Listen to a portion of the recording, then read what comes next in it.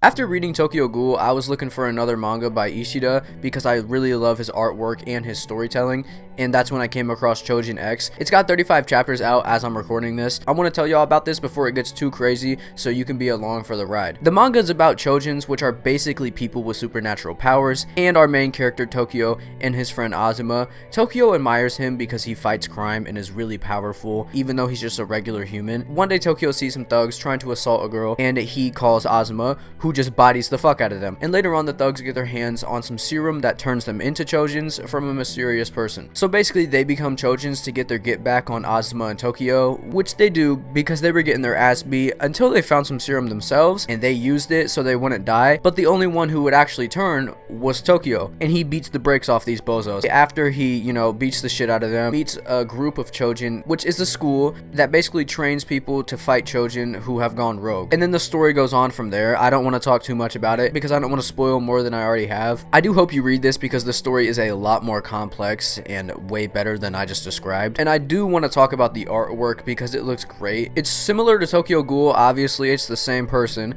but it does look a lot grittier, and I think that's because of the horror aspect in the manga. But I wouldn't say it's scary, more like it's just unsettling, because a lot of the abilities of the Choujins are pretty creepy. Also, Ishida does not miss on his cover art. Every single one of Tokyo Ghoul's was fire, and and so far these are looking really good, especially volume 5. I really like that cover. But there is one thing that I think will weigh this down when you're trying to get into the manga, and that's the main character. I do think he'll get fixed later on because Ishida has a great way of developing characters, but when you are trying to get into this, he might annoy you. I like him, but I can understand why you wouldn't. I also didn't talk about any other characters in the video because I want you to experience them for the first time so you won't know what will happen with them. Yeah, I just hope you guys pick this up because I feel like it's about to get really good, and that's about it. I'll see y'all next video.